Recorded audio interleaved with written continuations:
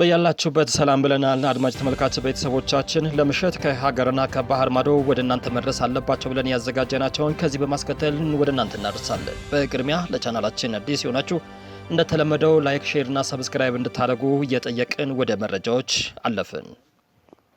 የነዳጅ የሚያጓጉዙ ቦቲ ባለ ንብረቶች በየሁለት ዓመቱ የትራንስፖርት ታሪፍ እንዲሻሻልላቸው ሕግ ቢኖርም ስራ ላይ እየዋለ ባለመሆኑ ግን የባንክ ዕዳ መክፈል እንዳልቻሉ ተናገሩ። የመኪና መለዋወጫ ውድነትና ሌላም ጫና ቢኖርብንም በሚገባው ልክ እያገኘን ባለመሆኑ ከስራ ለመውጣት እየተገደድ ነው ሲሉም ቅሬታቸውን ያሰማሉ። የኢትዮጵያ የፍሳሽ ጭነት ማጓጓዣ ባለንብረቶች ማህበር የነዳጅ ኢነርጂ ባለስልጣን በተገኘበት በውይይቱ ላይ ውይይት አድርገዋል። በዘርፉ ላይ ጥናት አድርጋችሁ አምጡ ብንባልም ከአንድም ሁለቴ ጥናት አድርገን ለሚመለከተው አካል ብንሰጥም ምንም የተለወጠም የተሻሻለም ነገር የለም ሲሉም ያስረዳሉ። የባንክ ዕዳ፣ የኢንሹራንስ እና የመኪና መለዋወጫ፣ የአሽከርካሪዎች ክፍያና ሌላም ተደማምሮ ኪሳራ ውስጥ ገብተናል፣ መንግስትም ሊመለከተን ይገባል ሲሉ ባለንብረቶቹ ቅሬታቸውን ያሰማሉ። እስካሁንም በኢትዮጵያ ውስጥ ከ5000 በላይ የነዳጅ የሚያጓጉዙ ቦቴዎች እንዳሉና ከነዚህም ውስጥ 75 በመቶ የሚሆኑት የባንክ ዕዳ እንዳለባቸው መረጃዎች ያሳያሉ። እጅግ አደገኛ ናቸው የተባሉ የሰው አዘዋዋሪዎች መያዛቸውን የኢትዮጵያ ፌዴራል ፖሊስ አስታወቀ። የፌዴራል ፖሊስ ከ60 በላይ ስደተኞች ለሞትና በርካታ ሴቶችን ለመደፈር ተጠያቂ ነው ያላቸውን 17 ተጠርጣሪ አዘዋዋሪዎችን መያዙን ያስታወቀው ፖሊስ እንደገለጸው በመሐመድ ጣሂድ አደም ወይድ የሚመራው ቡድንም ሰዎችን ከኢትዮጵያ የተለያዩ አካባቢዎች በደላሎች አማካኝነት በመመልመል በጅቡቲ በየመን በኩል በህገወጥ መንገድ ወደ ሳውዲ አረቢያ የሚያዘዋውሩ ነበርም ብሏል። እነዚህ አደገኛ የሰው አዘዋዋሪዎች ከ4000 በላይ ሰዎች እንዳዘዋወሩና ከ1 ሚሊዮን ብር በላይ በህገወጥ መንገድ እንደሰበሰቡም ተገልጿል። ተጎጂዎቹ በየመን ውስጥ በመጋዘን ታግደው ድብደባ፣ ማሰቃየትና ሌሎችም ኢሰብአዊ ድርጊቶች እንደተፈጸመባቸው ሲገልጽ ቤተሰቦቻቸውን ገንዘብ እንዲልኩ ለማስገደድ የስቃይ ቪዲዮዎች ይልኩ እንደነበርም ጠቁሟል። በምርመራው ከ60 በላይ ሰዎች መሞታቸውን፣ በርካታ ሴቶች መዳፈራቸውንም መረጋገጡን ፖሊስ ገልጿል። የፌዴራል ፖሊስ ሚዲያና ኮሚኒኬሽን መምሪያ ኃላፊ ጄይላን አብዲም ተጠርጣሪዎቹ ሰሞኑን ለ15 ቀናት በቆየ ኦፕሬሽን በአዲስ አበባ በሐረሪና በሌሎች አካባቢዎች መያዛቸውን ለቢቢሲ ተናግሯል። ፖሊስ የተጠርጣሪዎቹን የምርመራ ፋይል ለፍትህ ሚኒስቴር መተላለፉን ገልጿል። በስማቸው የነበሩ ቤቶች፣ ተሽከርካሪዎችና ሌሎች ንብረታቸውን መታገዳቸውን በተጨማሪ ለማወቅ ተችሏል። የአዲስ አበባ ገቢዎች ቢሮ በከተማ ጭነት ይዘው የሚገቡና የሚወጡ ተሽከርካሪዎችን ለጫኑት ዕቃ በየዕለቱ የተቆረጠ ደረሰኝ መያዛቸውን እየተከታተለ ከባለፈው ዓመት ጀምሮ እርምጃ እየወሰደ መሆኑን ተናገረ። ይህንን መቆጣጠር የባለፈውም ነጋዴዎች ደረሰኝ ላለመቁረጥ ዕቃዎችን በየመጋዘኑ በማከማቸት ከሽያጭ ከመጋዘን እያደረጉ መሆኑንም ነው የሚለው ቢሮ። እየተገባደደ ባለው ዓመትም በቁጥጥር ጠንከር አድርጎ መቀጠሉንም ተናግሯል።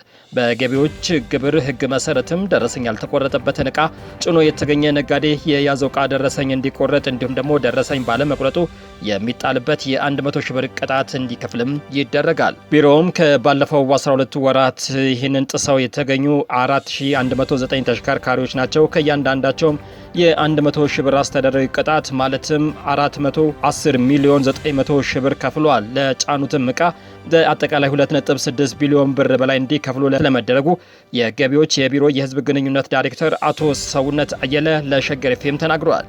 በተጨማሪም ደረሰኝ ባለመቁረጥ እጅ ከፍንጅም የተያዙ 1379 ነጋዴዎች ጉዳይ በፖሊስ እየታየ ስለመሆኑም ተጠቁሟል። በመደበኛነት ደረሰኝ የማይቆርጡ ቁጥጥር ነጋዴዎች እየተቆጣጠረ በመሆኑ የሚናገረው ቢሮ ድንገተኛ ፍተሻ በማድረግም ጭነት ይዘው ቁጥጥር ይደረጋል። በተለይም ደግሞ አስመጪዎችም ሆኑ ደረሰኝ የማይቆርጡ ነጋዴዎች ላይ ትኩረት በማድረግ 13900 ያህሉ ደረሰኝ እንዲቆርጡ መደረጉን አንስተዋል። ሌላው ገቢ ሰብሳቢም ቢሮ እየተቆጣጠረ ነው ያሉ ሲሆንም ከቫት የሚገኝ ገቢን በዚህም ከ7000 በላይ የሆኑ ነጋዴዎች ወደ ቫት ማስገባትና የቫት ገቢ 3.6 ቢሊዮን ብር በላይ መድረሱን የነገሩት አቶ ሰውነት የደሞዝ ገቢን ግብርም ከራሳቸው እየተቆረጠ ወደ ግብር የሚያስገቡ ተቋማት እየተቆጣጠረ ነው ብለዋል።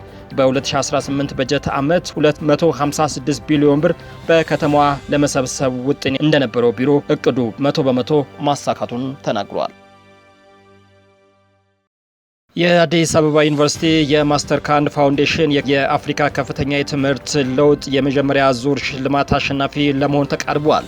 በአዲስ አበባ ዩኒቨርሲቲ የተቋማዊ ለውጥ መምራትና የወጣቶች እድሎችን በማስፋትና እውቅና ከተሰጣቸው 5 የአፍሪካ ዩኒቨርሲቲዎች መካከልም አንዱ ለመሆን ችሏል።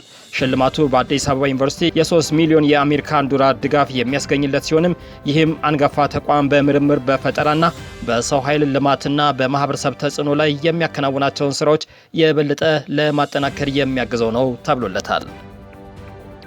በመጨረሻ የኬንያ መንግስት ወደ ከፍተኛ ፍርድ ተቋማት የሚገቡ ተማሪዎችን ወጪ ሙሉ በሙሉ ሊሸፍን መሆኑን ተናገረ።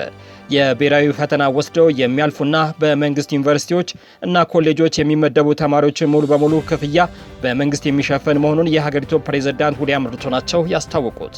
አዲሱ መመሪያ በሀገሪቱ የህግ አውጪ አካላት ከጸደቀ በኋላ ከመጪው መስከረም ጀምሮ ተግባራዊ ይሆናል ተብሎም ይጠበቃል። ይህም የተማሪዎች ወላጆችን የፋይናንስ ፍላጎት በመገምገም የመንግስትን ድጋፍ ይሰጥ የነበረውን የከፍተኛ ትምህርት የፋይናንስ ማዕቀፍም የሚቀይር ይሆናልም ተብሏል።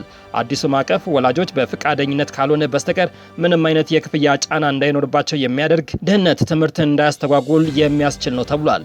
የከፍተኛ ትምህርት ተቋማት የጥራት ክፍተትም ሳይፈጠር ከፍተኛ ቁጥር ያላቸው ተማሪዎችን መቀበል እንዲችሉ በተማሪዎች ቁጥር ልክ የተሻለ የመንግስት ገንዘብ ድጋፍ የሚያገኙ ይሆናልም ነው የተባለው። አድማጭ ተመልካች ቤተሰቦቻችን ለሳቱ መድረስ አለባቸው ብለን ከሀገር ውስጥና ከባህር ማዶ መራርጠን ወደ እናንተ ያደረሰውን ይመስል ነበር። አብላችሁን ስለነበራችሁ እናመሰግናለን። ለቻናላችን አዲስ ሆናችሁ ለተለመደው ላይክ፣ ሼር፣ ሰብስክራይብ ማድረጋችሁን አትርሱ። በሌላ ጉዳይ እስከምንገናኝ ሰላምና ጤናን ፍቅርን ተመኘን። ባይ ባይ።